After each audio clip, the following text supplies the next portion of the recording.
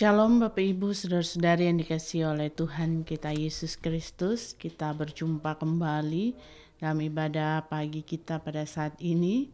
Saya mengajak Bapak Ibu Saudara-saudari untuk menyiapkan waktu untuk kita bersama-sama mengizinkan Roh Kudus Tuhan mendiami hati dan pikiran kita, agar sebentar kita akan memasuki ibadah dengan hati yang penuh dengan damai dan suasana yang tenang.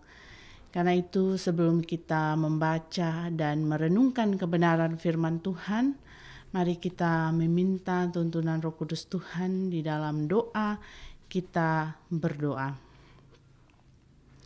Ya Tuhan Allah Bapa kami yang bertahta dalam kerajaan surga, kami mengucap syukur Tuhan untuk setiap kasih dan penyertaan-Mu di sepanjang hidup dan kehidupan kami. Bukti pemeliharaan Tuhan, Tuhan masih memberikan kami kesempatan untuk kami menikmati nafas hidup, kekuatan, kesehatan, dan waktu bagi kami yang indah saat ini Tuhan untuk mendengarkan kebenaran firman-Mu. Namun kami sadari Tuhan, kami adalah manusia yang penuh dengan dosa. Kami seringkali menyakiti hati-Mu dan menyakiti hati sesama kami. Bahkan juga apa yang Kau tetapkan bagi kami di sekitar kami. Kami merusaknya, kami mengabaikannya. Karena itu Tuhan, kami datang kepadamu saat ini. Kami merendahkan diri, kami memohon ampun. Biarlah dengan kasih-Mu Tuhan, Engkau mengasihani kami sehingga kami benar-benar layak Tuhan untuk menerima segala yang Kau tetapkan, berkat-berkat Tuhan yang terbaik dalam hidup kami. Dan supaya kami benar-benar layak Tuhan, bersatu dengan Engkau lewat kebenaran firman-Mu yang sebentar kami baca dan kami renungkan. Terima kasih banyak Bapa di surga. Berkatilah kami yang mendengarkan firman-Mu dan hamba-Mu yang menyampaikannya. Inilah doa, inilah permohonan kami. Di dalam nama Yesus firman yang hidup itu kami berdoa kepada Bapa di surga. Amin. Bapak Ibu Saudara-saudari yang dikasihi oleh Tuhan kita Yesus Kristus, firman Tuhan yang akan kita baca dan kita renungkan pada saat ini terambil dalam Injil Lukas pasalnya yang ke-10, ayatnya yang ke-38 sampai ayatnya yang ke-42. Injil Lukas pasalnya yang ke-10, ayatnya yang ke-38 sampai ayatnya yang ke-40. Saya akan membacakannya bagi kita sekalian. Firman Tuhan berbunyi demikian, Maria dan Marta. Ketika Yesus dan murid-muridnya dalam perjalanan, tibalah ia di sebuah kampung. Seorang perempuan yang bernama Marta menerima dia di rumahnya. Perempuan itu mempunyai seorang saudara yang bernama Maria. Maria ini duduk dekat kaki Tuhan dan terus mendengarkan perkataannya. Sedang Marta sibuk sekali melayani.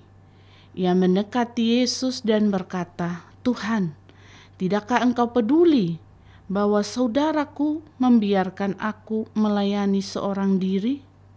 Suruhlah dia membantu aku." Tetapi Tuhan menjawabnya, "Marta, Marta, engkau khawatir dan menyusahkan diri dengan banyak perkara. Tetapi hanya satu saja yang perlu. Maria telah memilih bagian yang terbaik, yang tidak akan diambil daripadanya." Demikian pembacaan firman Tuhan. Berbahagialah setiap kita yang tidak saja membaca, mendengarkan, merenungkan kebenaran firman Tuhan ini, tetapi kita yang setia memeliharanya dalam hidup dan kehidupan kita hari lepas hari. Bapak Ibu Saudara-saudari yang dikasihi oleh Tuhan kita Yesus Kristus, tema perenungan kita saat ini adalah hal utama dalam hidup. Hal utama dalam hidup. Bapak Ibu Saudara-saudari yang dikasihi oleh Tuhan kita Yesus Kristus, kisah Maria dan Marta adalah kisah yang sudah sering kali kita baca, kita dengar waktu kita masih kecil. Waktu ibadah sekolah minggu kita sering mendengarkan cerita ini, bahkan ada sebuah lagu pujian sekolah minggu tentang Maria dan Marta. Nah, saat ini kita mendapat kesempatan kembali untuk merenungkan cerita dari dua orang bersaudara dalam Injil Lukas ini. Bapak Ibu Saudara-saudari yang dikasihi oleh Tuhan kita Yesus Kristus, kita lihat di sini dalam pembacaan kita ketika Tuhan Yesus dalam perjalanan memberitakan Injil, ia dan murid-muridnya tiba di rumah Marta dan Maria. Dan menurut informasi, rumah Marta ini adalah sinagoge, tempat orang-orang pada abad mula-mula berkumpul dan beribadah. Dan Marta ini adalah seorang diaken yang bertugas untuk menyiapkan ibadat dan melayani para tamu, melayani dalam makan minum para tamu. Dan karena itu ia merasa bertanggung jawab untuk menjamu Tuhan Yesus dan para murid-muridnya. Namun berbeda dengan Maria yang kita lihat dalam kebenaran firman Tuhan saat ini.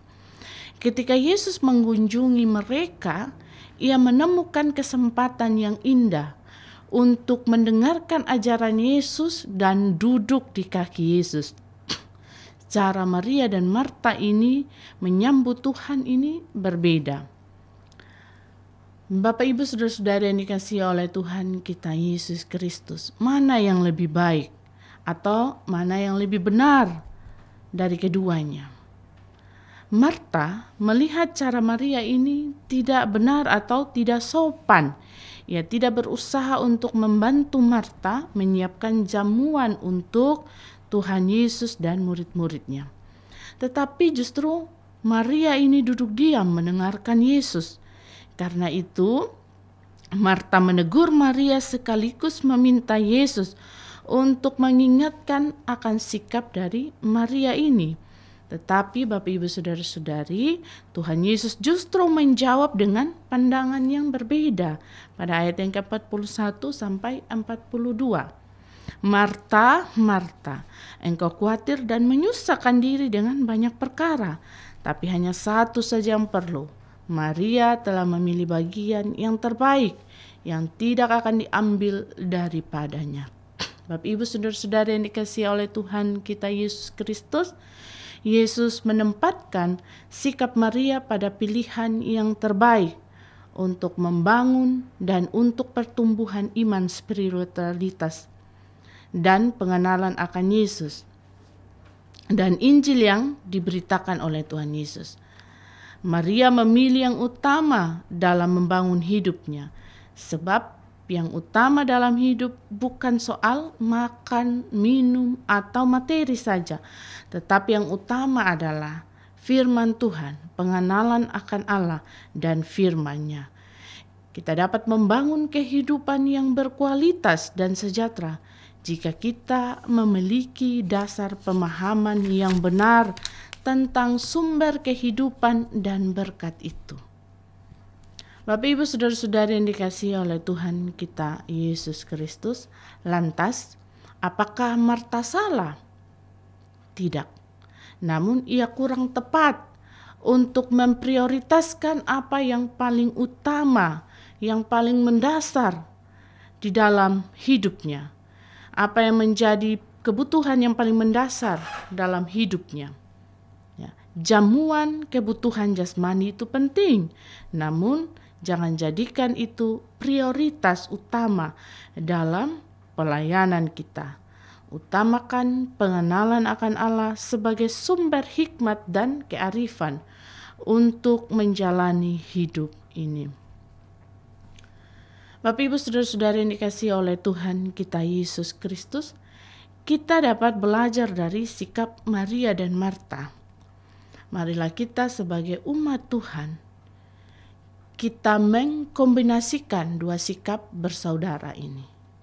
Sikap Maria yang ketika Tuhan menempatkan sikapnya adalah sikap yang terbaik karena mengutamakan kerajaan surga seperti dalam kebenarannya. Carilah dahulu kebenarannya, carilah dahulu kerajaan Allah, maka semuanya itu akan ditambah-tambahkan kepadamu. Marta juga bagus, namun dia melupakan untuk memprioritaskan hubungannya dengan Tuhan, ya. Tapi kita belajar di sini bahwa ketika kita mendahulukan kerajaan surga, mendengarkan kebenaran firman Tuhan, ya, melakukan kehendak Tuhan, maka keinginan-keinginan, apa kebutuhan dalam hidup ini Tuhan pasti akan melengkapi, bahkan memberikan yang lebih. Ketika kita mendahulukan apa yang menjadi prioritas dalam hidup kita, ya, adalah sesuatu yang tidak akan diambil daripada kita ketika kita mendengarkan firman Tuhan. Ya, kita tidak khawatir seperti Marta ini. Dalam firman-Nya dikatakan engkau khawatir dan menyusahkan diri dengan banyak perkara. Ya, kita hidup di dunia ini tentu punya banyak tanggung jawab, punya banyak pergumulan, tetapi janganlah membuat itu melupakan untuk waktu kita datang kepada Tuhan. Karena datang kepada Tuhan, kesempatan itu, ya, kita bisa bilang kita tidak punya, ya, pemikiran bahwa kita bisa hidup 1000 tahun lagi. Kita tidak tahu kapan kita akan hidup. Tetapi waktu datang kepada Tuhan, selagi diberikan kesempatan, mari kita datang kepadanya. Datang kepada Tuhan lewat apa? Lewat doa kita, lewat ibadah kita setiap hari dengan keluarga kita, atau ibadah kita sendiri, ibadah di dalam gereja persekutuan kita, ibadah hari Minggu.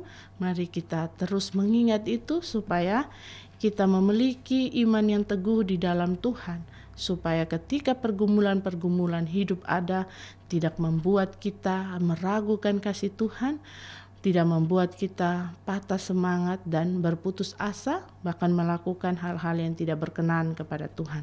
Marilah juga kita belajar dari sikap Marta ini yang terus melayani sesamanya. Dalam hidup ini, mari juga kita membuka diri kita untuk orang lain. Ya, kita memberi diri kita untuk melayani sesama kita, terkhususnya di dalam keluarga kita. Kita mari menjadi Marta yang peduli kepada kebutuhan sesama kita. Dan karena itu, mari kita memadukan sikap Maria dan Marta di dalam hidup dan kehidupan kita. Kiranya Tuhan Yesus menolong dan memberkati kita. Amin untuk firman Tuhan. Bapak Ibu saudara-saudari yang dikasihi oleh Tuhan kita Yesus Kristus, mari kita satu hati di dalam doa syukur dan syafaat kita berdoa. Kembali lagi Tuhan, kami menghampiri tahta kekudusan-Mu. Kami bersyukur Tuhan untuk kebenaran firman-Mu yang datang meneguhkan iman kami dan mengingatkan kami tentang kisah dua bersaudara ini, Maria dan Marta. Tuhan, kami sungguh menyadari dalam perjalanan kehidupan kami, kadangkala kami juga mempunyai sikap seperti Marta yang melupakan waktu untuk bersatu dengan Engkau, untuk mendengarkan kebenaran firman-Mu. Oleh karena kesibukan duniawi yang merebut kami dari kasih setia-Mu untuk mendengarkan firman-Mu. Karena itu Tuhan, saat ini firman-Mu mau menyadarkan kami, biarlah kami belajar dari Maria dan juga Marta. Marta yang tetap peduli kepada sesamanya, yang terus melayani. Marilah dua sikap itu kami padukan dalam kehidupan kami, supaya benar Tuhan, seperti firman-Mu, berbahagialah orang yang melakukan firman-Mu dalam hidup. Karena itu Tuhan, kami sungguh membutuhkan tuntunan kuasa-Mu yang akan menuntun dan menyertai kami di sepanjang hidup dan kehidupan kami. Kami sungguh menyadari kami tidak mampu menjalani hidup ini tanpa campur tangan-Mu. Biarlah kasih dan setia-Mu terus menuntun kami. Terima kasih banyak Bapa di surga. Saat ini hamba berdoa untuk semua pendengar setia yang saat ini bergumul dengan pergumulan kehidupan yang mereka alami. Apapun itu Tuhan, Engkau Allah yang Maha Tahu, Engkau Allah yang Maha mendengar setiap seruan doa-doa mereka, dan Engkau menjawab mereka dengan waktu yang terbaik yang Tuhan sediakan. Berkati mereka yang bergumul dengan sakit penyakit, biarlah dengan bilur-bilur kuasa-Mu Tuhan, Engkau menyembuhkan tubuh mereka yang saat ini sakit, yang berjuang untuk proses penyembuhan. Berkatilah semuanya itu. Berkati juga keluarga yang terus mengurus dan merawat mereka. Biarlah mereka penuh dengan kesabaran dan sukacita dalam hidup mereka. Kami juga mendoakan ya Tuhan untuk pendengar setia yang saat ini bergumul dengan pekerjaan, masalah ekonomi. Kami serahkan semua ke dalam tangan-Mu ya Tuhan. Biarlah dengan waktu yang terbaik Tuhan sediakan untuk mereka memperoleh apa yang mereka inginkan dalam hidup ini. Dan mereka terus berjuang Tuhan, berusaha. Karena kami tahu bahwa ketika mereka terus mengandalkan Tuhan, maka Tuhan akan terus juga ada bagi mereka. Terima kasih banyak Bapa di surga. Kami juga mendoakan bagi pendengar setia yang saat ini bergumul mengikuti tes PNS. Tuhan juga memberkati, menolong apapun yang mereka saat ini belajar. Biarlah semuanya itu Tuhan, mereka dapat memperoleh hasil yang terbaik yang Tuhan izinkan terjadi. Kami juga mendoakan Tuhan bagi semua pendengar setia yang saat ini bergumul dengan pekerjaan yang mereka jalani, baik mereka yang bekerja di Pulau Sumba, di luar pulau, dan bahkan juga di luar negara Indonesia. Tuhan memberkati mereka, apapun yang mereka kerjakan, biarlah mereka kerjakan dengan penuh sukacita dan mereka bertanggung jawab dengan apa yang mereka kerjakan. Roh Tuhan selalu menyertai hidup dan kehidupan mereka, supaya mereka tetap bersyukur dalam setiap hidup dan kehidupan mereka. Terima kasih banyak Bapa di surga. Kami juga mendoakan ya Tuhan buat bangsa dan negara kami ini, Indonesia, dari presiden sampai kepada jajaran-jajarannya, kepala desa, dan juga jajaran-jajarannya. Tuhan berkatilah mereka dalam tugas tanggung jawab mereka. Kiranya Tuhan memberikan roh hikmat, kebijaksanaan, serta keadilan, sehingga mereka dapat menjalankan apa yang menjadi tanggung jawab mereka dengan penuh rasa takut akan Tuhan. Karena itu Tuhan, program-program yang mereka jalankan berkatilah supaya dapat mensejahterakan semua manusia yang ada di Indonesia ini Tuhan. Bapa di surga, kami juga mendoakan untuk anak-anak Tuhan yang bekerja di RRI Sumba Barat di tempat ini. Berkatilah mereka dalam tugas tanggung jawab mereka, dalam apapun yang menjadi pergumulan mereka. Kiranya Tuhan selalu ada bagi mereka, memberikan mereka kekuatan dan kesehatan. Berkati juga keluarga mereka, biarlah mereka semua ada di dalam kasih setiamu Tuhan. Terima kasih banyak Bapa di surga. Kami juga mendoakan untuk janda duda, fakir miskin, anak yatim piatu, anak-anak terlantar, anak-anak yang ada di panti asuhan. Berkatilah mereka, apapun yang menjadi pergumulan hidup mereka, kiranya Tuhan selalu ada bagi mereka. Kiranya Tuhan selalu mendekap mereka dengan kasih setiamu, sehingga mereka terus bersyukur dalam hidup ini. Dan kami percaya Engkau Allah pemelihara, Engkau tidak pernah meninggalkan, Engkau cukupkan dengan berkat-berkat Tuhan yang luar biasa. Terima kasih banyak Bapa di surga. Seluruh hidup dan kehidupan kami pertaruhkan ke dalam tangan-Mu. Apapun yang akan kami jalani hari ini, apapun yang akan kami lakukan, kami minta tuntunan Tuhan, supaya kami dapat menjalani hidup ini dengan penuh damai, karena kami percaya Tuhan, ada Tuhan yang menjaga, melindungi hidup dan kehidupan kami. Terima kasih banyak Bapa di surga. Inilah doa, inilah permohonan kami. Di dalam nama Yesus kami berdoa kepada Bapa di surga. Amin. Baik Bapak Ibu Saudara-saudara yang dikasihi Tuhan, demikian ibadah kita pada pagi hari ini. Shalom.